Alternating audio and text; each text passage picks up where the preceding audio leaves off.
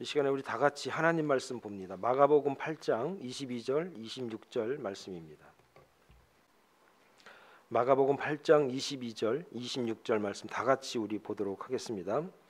베세다의 이름에 사람들이 맹인 한 사람을 데리고 예수께 나와 손 대시기를 구하거늘 예수께서 맹인의 손을 붙잡으시고 마을 밖으로 데리고 나가사 눈에 침을 뱉으시며 그에게 안수하시고 무엇이 보이느냐 물으시니 쳐다보며 이르되 사람들이 보이나이다.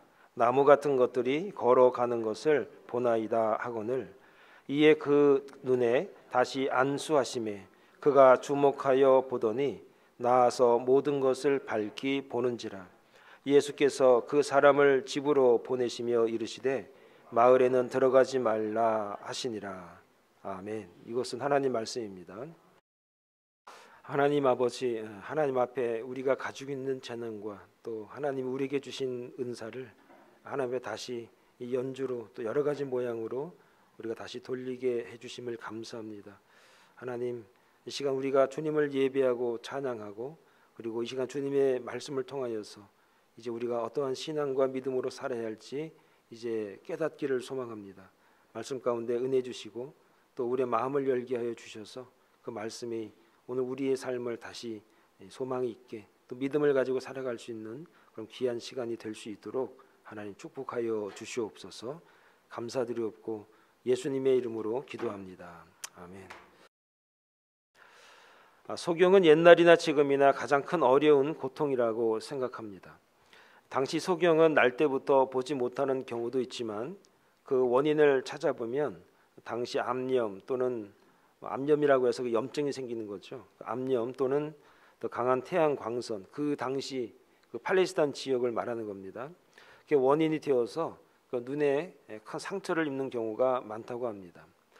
그리고 사람들이 위생이나 청결에 대해서 많이 무지했기 때문에 눈병이 들면 잘 좋아지는 경우가 별로 없고 악화되는 경우가 많았다고 합니다. 소경을 고치시는 장면은 여러 성경에서 나오고 있습니다. 그런데 예수님께서 소경에게 침을 발라서 직접적으로 치료하시는 것이 마가복음만이 보여줄 수 있는 특별한 내용이라는 겁니다. 그리고 예수님이 소경을 치료하실 때 좀 다르다는 것을 알 수 있는 게 소경을 한 번에 고치지 않으십니다. 단계에 거쳐서 이렇게 치료를 하시는 겁니다.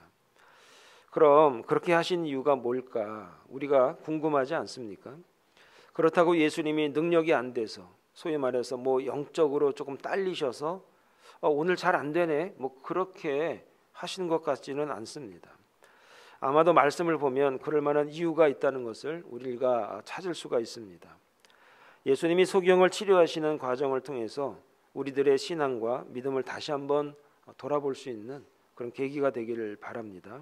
먼저는 첫 번째는 예수님이 소경에 대한 아주 특별한 배려가 있다는 것을 말씀에서 우리가 알 수 있습니다. 자, 23절에 보면 이렇게 말씀하십니다. 예수께서 맹인의 손을 붙잡으시고 마을 밖으로 데리고 나가사 눈에 침을 뱉으시며 그에게 안수하시고 무엇이 보이느냐 물으시니 이렇게 기록하고 있습니다. 예수님은 그 사람과 단둘이 되기 위해서 소경을 군중 가운데서 데리고 마을 밖으로 나가는 장면입니다. 왜 그랬을까요? 7장에 보면은 귀먹은 살을 따로 데리고 무리에게 떠나는 장면이 있습니다. 아마 이것과 큰 차이가 없을 것 같습니다. 마찬가지로 그동안 보지 못한 상황에서 모든 것을 한꺼번에 보게 된다면 아마 소경에게도 좀 낯섦이 있고 좀 충격이 있을 것 같습니다.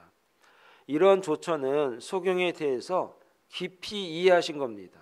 그 소경에 대해서 그가 가지고 올 여러 여러 가지 조금 낯섦에 관한 주님의 배려라는 겁니다. 나를 위주로 판단하거나 결정하지 않으시고 오로지 보지 못하는 그를 위해서 잠시 따로 있게 하시는 겁니다. 예수님은 소경을 중심으로 환경을 이렇게 준비해 가시는 겁니다. 가장 약자 입장에서 생각하시고 유도해 주시는 겁니다. 여기서 우리들에게 교훈이 좀 있습니다. 여러분, 약자라고 하면은 누구를 약자라고 말하죠? 과거에는, 이 당시에는 가난하고 병든 사람, 누구도 자기를 돌봐주지 않는 사람을 아마 약자라고 이렇게 평가했을 겁니다. 그런데 여러분, 무조건 가난하고 병들거나 장애가 있으면 약자라고 우리가 말할 수 있을까요? 오늘 이 시대를 살아가는 저와 여러분들이 저 사람은 가난하기 때문에, 병들었기 때문에, 그리고 장애가 있기 때문에 약자야, 나약한 사람이야 라고 우리가 말할 수 있느냐, 이겁니다. 여러분, 약한 사람들은 혼자 자립할 수 없는 사람을 우리가 통칭해서 약한 사람, 약자 이렇게 말할 수 있습니다.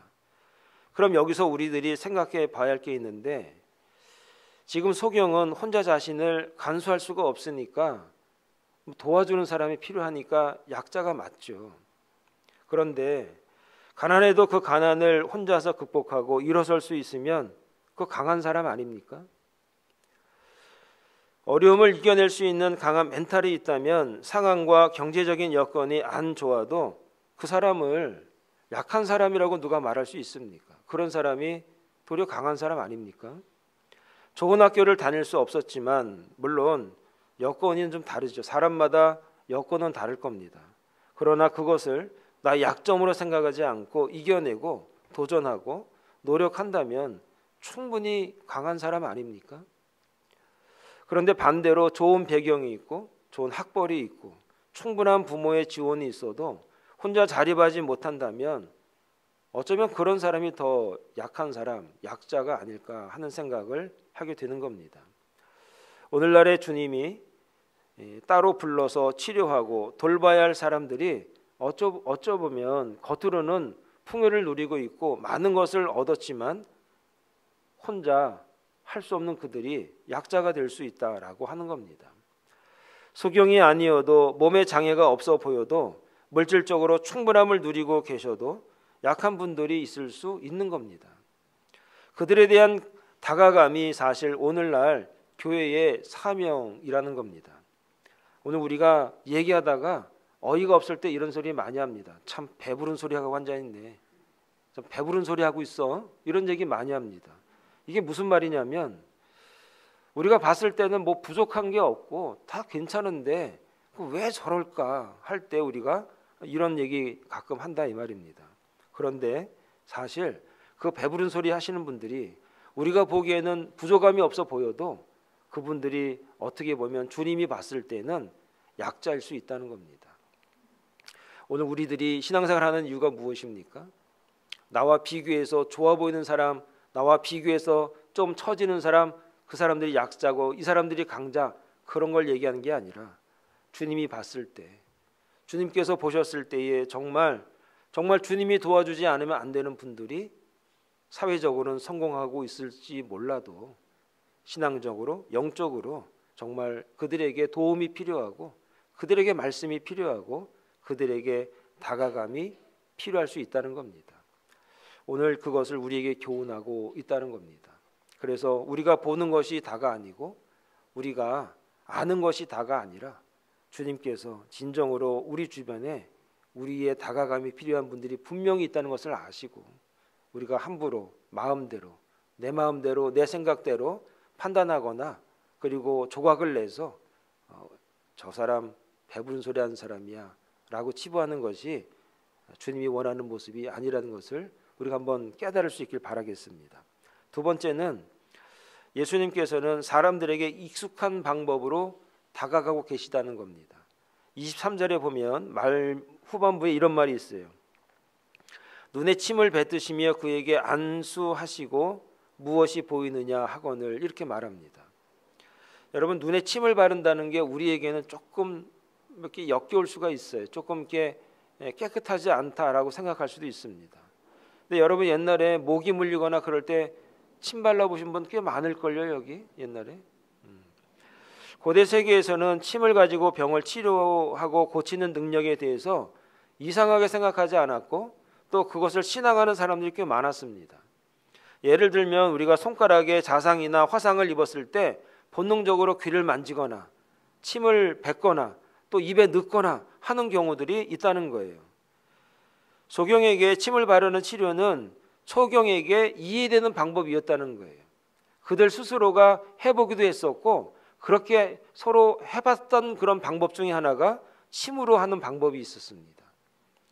물론 소경도 잘 알고 있었을 겁니다. 그래서 예수님은 병 고치는 방법으로 그 사람이 이해할 수 있는 방법, 그 사람이 해봤던 방법, 그 사람이 택했던 방법, 그 사람이 익숙한 방법으로 예수님도 그에게 침을 바르셨다라고 우리가 이해할 수 있습니다. 충분히 그럴 수 있는 겁니다. 중요한 건 무엇이냐면 자기들끼리 침을 발랐을 때에는 효험이 있었을까요? 없었을까요? 없었죠. 그런데 예수님이 침을 발랐을 때는 어떤 일이 벌어지죠? 보이는 겁니다. 보여지는 겁니다. 점점점 보여지는 겁니다.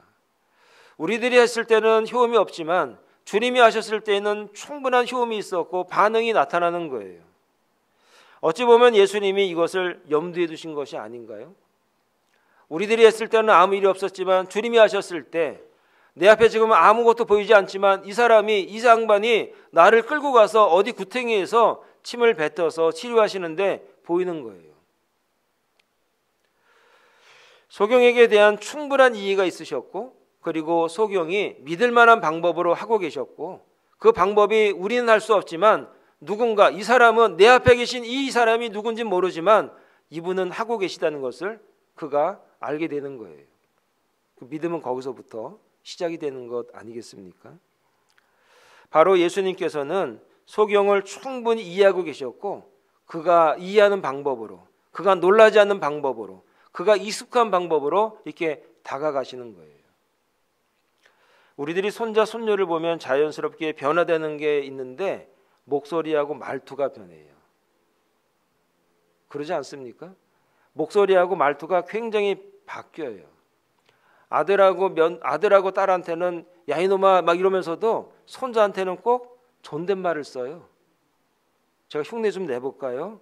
어머 우리 애기가 그렇게 했어요. 뭐 이러지 않으십니까? 우리 집에는 고양이에다가 그렇게 하더라고요. 그러니까 어른이 아이가 익숙해하는 말투와 목소리로 다가가는 거죠.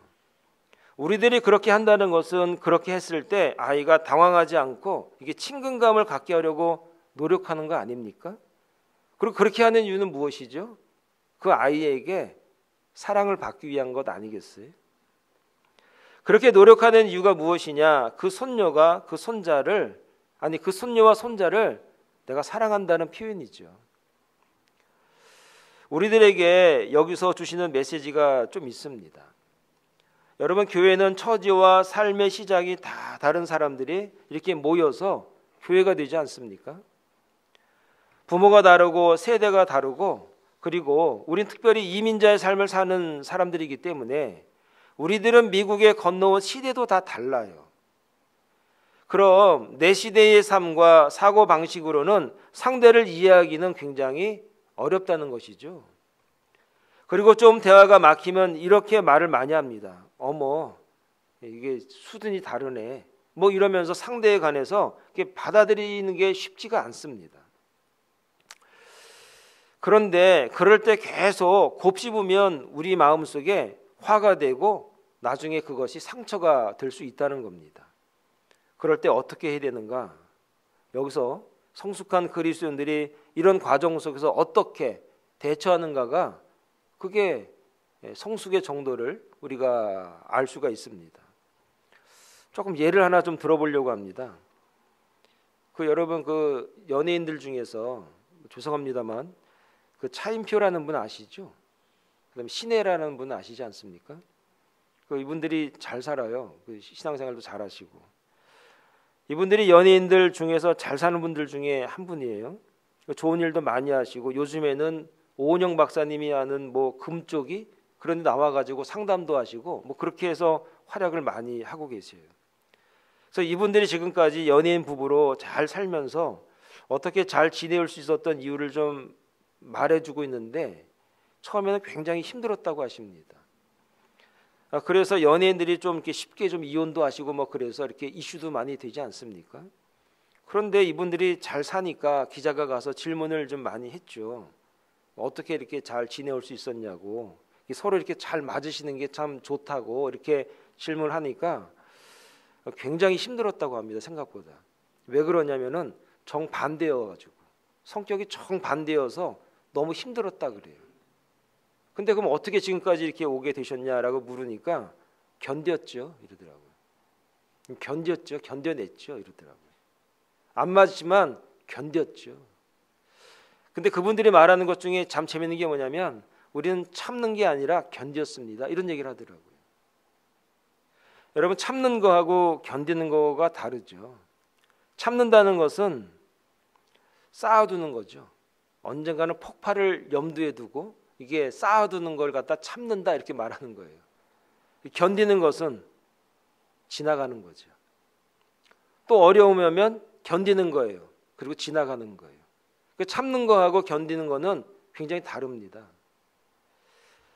이 견딘다는 말을 좀 어떻게 좀 이해를 시킬까 제가 고민을 했는데, 저희 어머님이 장사하실 때 이게 뜨거운 그릇을 이렇게 잘 들고 이렇게 옮기시는 거예요. 이렇게 뜨거운 거를. 저는 뜨거워서 아 뜨거 하는데 그래서 막 그릇을 놓치기도 하고 막 국을 쏟기도 하고 막 그러는데 저희 어머니는 그릇을 이렇게 잘 들고 이렇게 옮기시는 거예요. 그래서 제가 어머니한테 물어봤습니다. 엄마 안 뜨거? 그러자 하시는 말씀이 왜 안 뜨겁냐? 나도 뜨겁지. 왜 안 뜨거? 나도 뜨거. 똑같이. 그런데 견디는 거야 이놈아. 견디는 거라고. 자식 때문에 견디고 자식 생각하면서 견디는 거야 이놈아. 자식들 생각해서 내가 이 그릇을 잘 옮겨야 먹고 살지. 그래서 뜨거운 그릇 옮기다 보니까 굳은 살 맺히고 물집이 생겨서 이게 또 물집이 생기고 또 물집이 생겨서 그게 딱딱해져서 이제는 잡아도 안 뜨거 이제는. 그래서 손도 두꺼워지고 손도 망가지고 굳은 살이 다닥다닥 박혀가지고 그 손이 거칠거칠해져서 그 주무실 때 여러분들 옛날 그 어른들 보면은 그 이불에서 바시락 바시락 소리가 나잖아요. 그게 손이 굳고 발이 굳고 깨지고 그래서 그게 소리가 나는 거예요. 제가 그래서 우리 아버님 돌아가셨을 때 그 얘기 듣고 손이 참 다르게 보여서 제가 이렇게 손만 이렇게 사진으로 찍어놨던 적이 있어요. 성경에서 이렇게 견디는 것을 갖다가 인내라고 말하고 있고요. 인내라는 말은 훈련이라는 말에 어원을 가지고 있어요. 훈련은 새로운 근육을 만들고 있는 것이고, 있는 근육이 더 단단해서 갑자기 들어야 할 뜨거운 국이나 뜨거운 그릇이 있을 때, 그리고 다가오는 큰 어려움을 준비하기 위해서 훈련하고 인내라는 것을 하는 것입니다. 여러분, 그리스도인들은 견디는 것을 잘 해야 됩니다. 그리스도인들은 견뎌야 하는 경우가 많이 있습니다. 하나님의 백성들은 견딜 수 있게 하나님께서 하셨습니다. 여러분, 신앙의 강한 근육 만드는 것이 하나님께서 오늘 우리에게 주시는 훈련이고 인내하게 하시고 견디게 하시는 경우가 있다는 겁니다. 좀 두껍고 좀 두꺼운 피부 만드는 것, 그거 만들어내기 위해서 하나님께서 우리에게 어려움도 주시고 또 인내할 수 있게도 하시는 것 같습니다. 그래서 어지간한 어려움이 다가와도 익숙해지는 것 같습니다. 지금 나의 삶에 좀 힘들고 어려운 일이 다가와서 왜 이렇게 나에게 어려운 일이 다가오나 라고 생각할 때 하나님이 나에게 조금 두꺼운 근육 만드는 그런 과정이다 라고 여러분 그렇게 믿으셔야 하는 겁니다. 뜨거운 냄비 좀 잘 드러낼 수 있도록, 최소한 내가 식탁까지는 옮겨 놓을 수 있을 만큼 견딜 수 있도록 하나님께서 나에게 이러한 시련과 또 이러한 과정도 허락하신다라고 하셔야 됩니다. 예수님이 우리를 사랑하셔서 골고다 언덕을 견디셨습니다. 예수님이 우리를 위해서 십자가를 견디신 겁니다. 그 견딤이 있기 때문에 오늘 교회가 있고 오늘 저와 여러분들이 하나님을 예배할 수 있게 된 것입니다. 올 한 해도 저와 여러분들이 예수님처럼 골고다를 견뎌볼 수 있기를 바랍니다. 그 십자가 바라보시면서 내가 이 정도 견뎌야지 라고 하는 그런 믿음이 오늘 우리 가운데 있기를 소망합니다. 그 견딤이 되어서 그 견딤이 저와 여러분들이 나중에 더 견뎌야 될 일이 생겼을 때에 지금 견딘 그것을 통해서 앞으로의 그 어려움들이 쉽게 그래도 좀 지나갈 수 있는 그러한 시간들이 다 될 수 있기를 간절히 축원을 드리겠습니다. 하나 더 말씀을 드리면은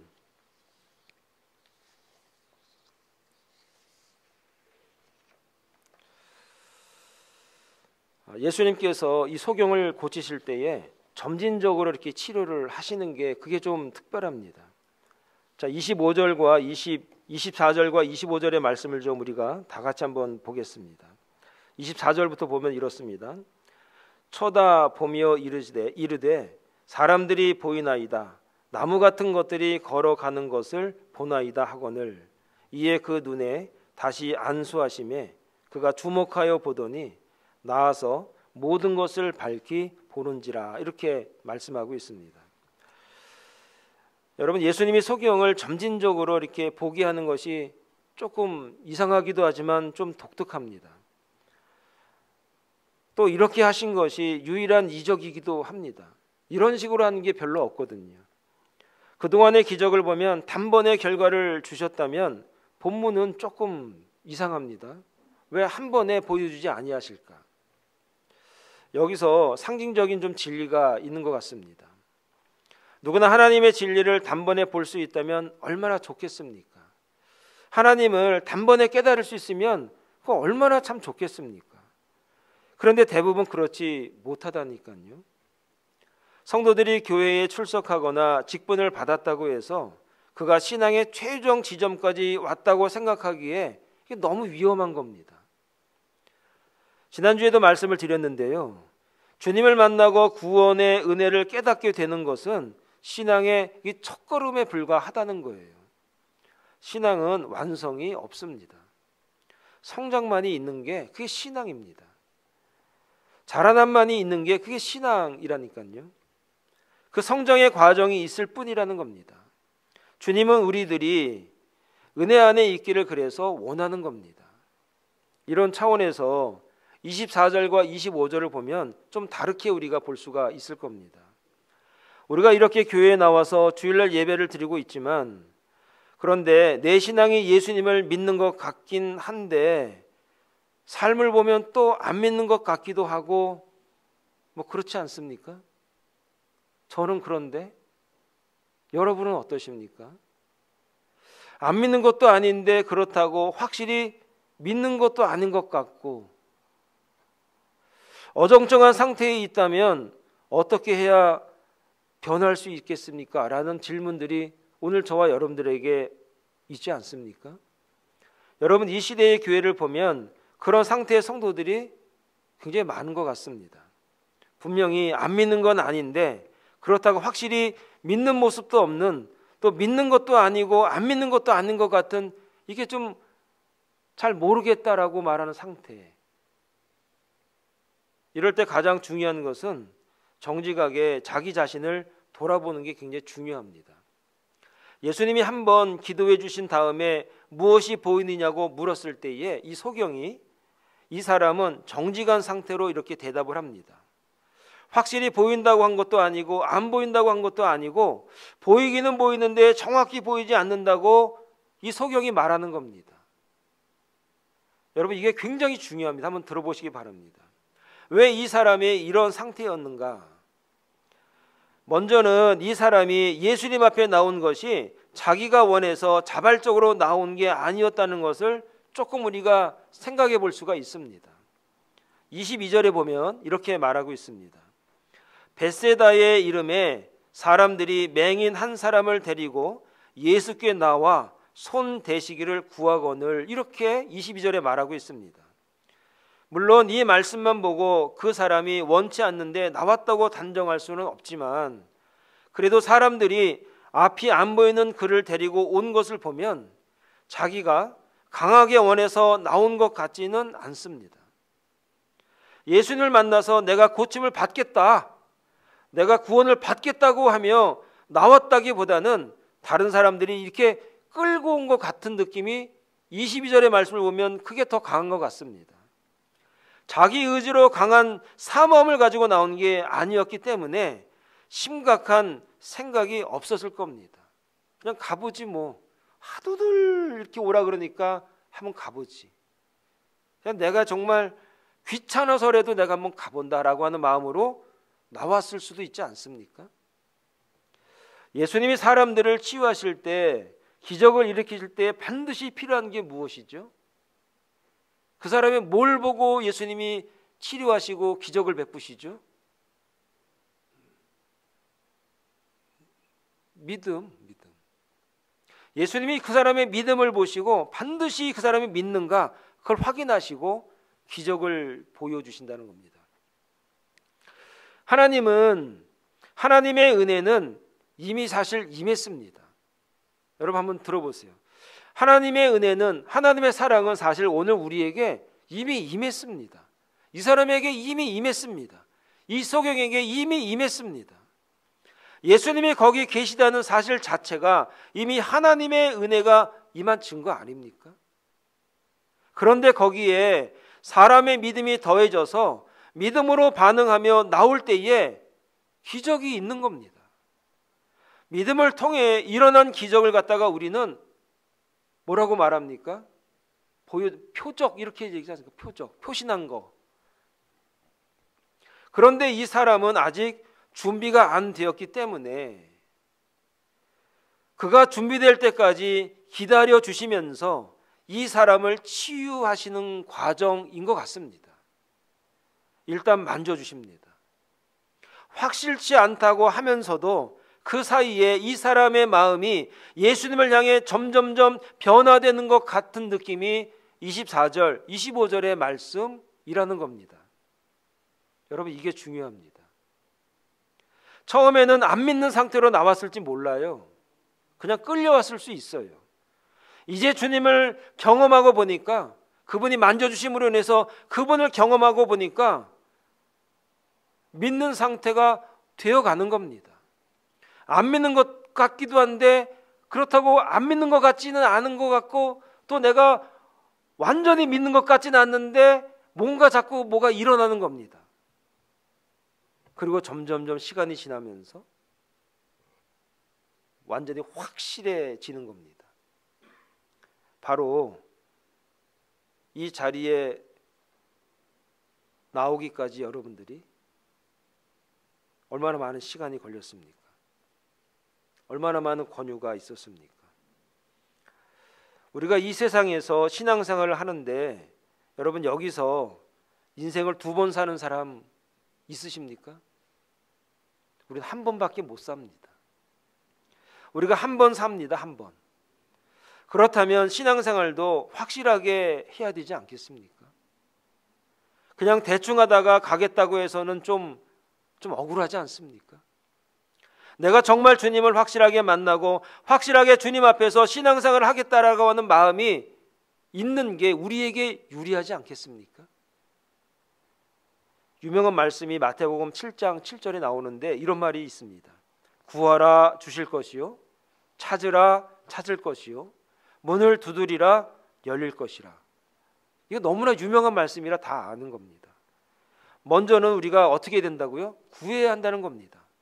그런데 야고보서 4장 2절에 보니까 왜 받지 못하는가 하면 구하지 않기 때문이라고 했기 때문에 구하라는 겁니다.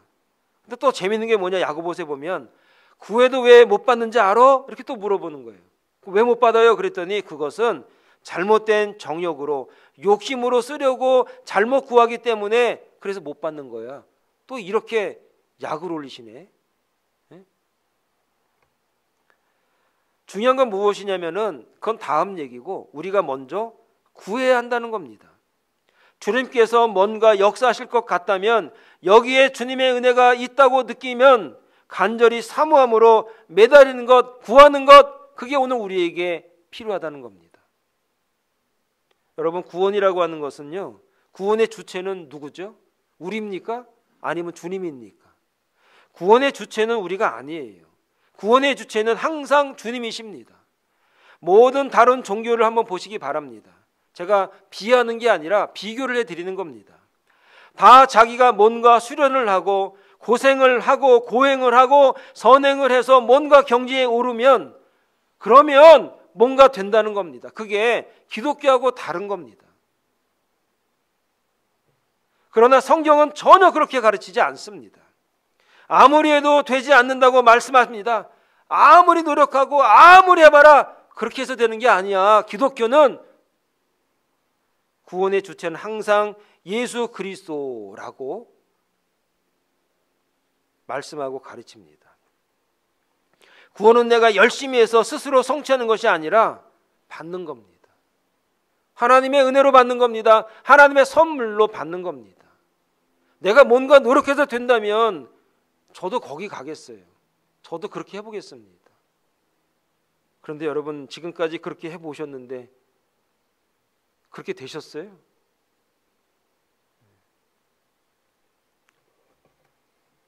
구원은 내가 열심히 해서 스스로 성취되는 것이 아니라 받는 겁니다. 선물로 받는 겁니다. 주님께서 나를 구원해 주심으로 내가 그 은혜를, 그 선물을 내가 받는 거예요. 그런데 주님께서 구원을 해주시면 나의 믿음이 거기에 필요하다는 것을 오늘 성경에서 우리에게 말하는 거예요. 우리를 사랑하셔서 예수님이 나를 부르셨어요. 나와 함께 하시고 나를 만져주시는 거예요. 거기에 대해서 내가 믿어드리면 되는 거예요. 믿는 거예요. 노력해야 하는 게 아니라 그냥 믿는 거예요. 믿어드리는 거예요. 그러면 우리에게 선물을 주시는 거죠. 그 선물 받은 사람은 어떻게 하죠?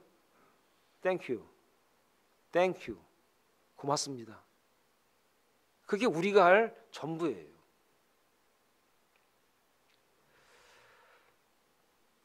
여러분, 선물을 줄 때 받는 것을 행위라고 부르지 않고 뭐라고 말하는가? 감사합니다. 그거밖에 없는 겁니다. 오늘 저와 여러분들이 하나님의 은혜를 받았으면 감사합니다. 이게 다예요. 이게 다.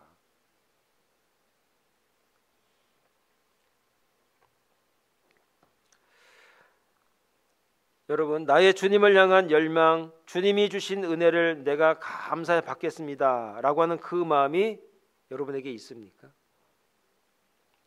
구원을 받겠다는 마음, 주님의 은혜 안에서 살겠다는 마음이 있을 때 주님의 은혜가 우리의 삶 속에 이렇게 드러나게 돼 있습니다. 그리고 그러한 것들이 표적으로 일어납니다. 또 우리의 눈을 열어주시게 되는 것이 우리가 그것을 믿을 때에, 그래서 우리가 처음에는 분명하지 않지만 확실히 주님을 고백하며 살 수 있게 되는 겁니다. 여러분, 처음에는 몰랐는데 예수님이 이런 분이신가, 예수님이 이런 분이신가 하며 점점점 눈이 열리고 마음이 좀 더 끌리고, 그러다가 결단을 하면서 예수님을 영접하고 그때부터 하나님의 자녀로 우리가 살아가게 되는 겁니다. 혹시라도 여기 계신 분들 가운데 혹시 이런 분 계십니까? 분명히 예배를 하니까 믿는 것 같기는 한데 또 삶의 자리로 돌아가면 전혀 하나님을 생각하지 않고 살다가 일주일이 지나며 또 와서 믿는 것 같는데 그런데 나가면 또 안 믿는 것 같기도 하고, 여기서는 분명히 크리스천인 것 같은데 나가면 다른 사람하고 별 다른 거 같지도 않고 내가 나를 봐도, 혹시 그런 분들, 제가 그러거든요. 제가 이게 목사인 것 같은데 이게 집에 가보면은 우리 애들이 봤을 때 나를 목사로 볼까?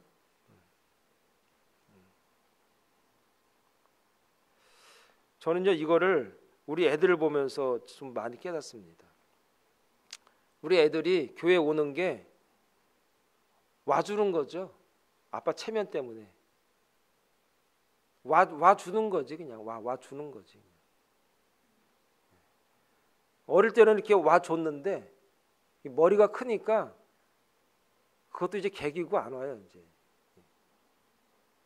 약간 버티면 이제 되거든. 이제 버티는 거죠. 이불 속에서 이제. 그러니까 이게 헷갈리는 거예요. 이게 저만 그러나 여러분들 그럴걸요?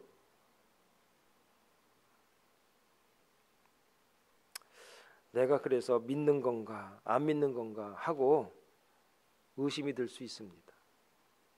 그러나 거기에 너무나 염려하지 마세요. 그래도 이렇게 계속 여러분 이렇게 나오고 있다는 것, 이렇게 예배드리고 있다는 것, 누군가가 나를 잡고 끌고 오고 있다는 것, 그리고 안 가면 좀 미안한 느낌이 든다는 것, 그 사실이 하나님의 은혜가 이미 내 삶에 임하고 있다는 거예요. 사랑하는 여러분, 주님에 대한 확신 아직 없다고 나 스스로가 생각하면서 나를 의심하게 만드는 것 자체가 그것 자체가 굉장히 중요합니다. 그런 마음이 우리에게 있다면 주님이 우리를 위해 일하고 계시고 소경에게 하신 일을 지금 우리에게도 동일하게 하고 계시다는 것을 여러분 믿으시기 바랍니다. 그러므로 올 한 해 점점점 주님이 우리의 눈을 밝게 해주실 겁니다. 처음에 뭐가 보이느냐 그랬을 때 뭐가 나무 같은 게 이렇게 안 보이는 것도 아니고 이게 하여튼 뭐가 보이긴 보이는데 그런 희미한 믿음의 고백에서 이제 주님께서 우리의 믿음을 보시고 다시 안수하시고 기도하시고 지금은 뭐가 보이느냐? 다 보입니다. 이제 다 보입니다. 이런 믿음의 표적들이 오늘 저와 여러분들에게 특별히 오늘 우리 조혜정 집사에게 함께 할 수 있기를 간절히 축원을 드리겠습니다. 기도하겠습니다. 거룩하신 하나님 아버지, 은혜를 감사합니다. 우리를 사랑하셔서 우리의 약함을 아시는 주님, 그리고 우리를 사랑하시어서 우리를 위해서 십자가와 골고다를 견디신 주님, 그리고 우리에게 믿음을 주시기 위해서, 확신을 주시기 위해서 조금씩 열어주시고 조금씩 보여주셔서 우리의 믿음의 고백을 통하여서 확실하게 우리에게 은혜를 베풀어 주시는 하나님 아버지, 오늘 이 말씀을 통하여서 내가 나를 의심하기도 하고 정말 내가 구원을 받았는가 라고 하는 믿음 없는 그런 모습을 가지고 불안한 신앙생활을 하면서도 오늘 이 소경을 통해서 예수님이 우리에게 말씀하시는 하나님께서 우리를 사랑하셔서 우리에게 역사하시고 우리를 축복하기로 작정하셨다라고 하는 그런 이 하나님의 말씀을 듣고 올 한 해 정말 믿음으로 주님을 바라보게 하셔서 지금은 잘 모르겠지만, 지금은 희미한 게 뭐가 왔다 갔다 하는 것 같지만, 지금은 눈이 완전히 떠진 것 같지 않지만, 그러나 주님께서 이렇게 지금 나를 변화시켜 주시고 조금씩 열어주신다라고 하는 이 믿음과 이 확신을 갖고 정말 올 한 해 정말 주님을 믿는 이 믿음의 확신을 갖고 주님의 표적과 이적과 능력을 경험할 수 있는 거룩한 하나님의 신령한 백성들이 다 될 수 있도록 은혜를 더하여 주시옵소서. 예수님의 이름으로 기도합니다. 아멘.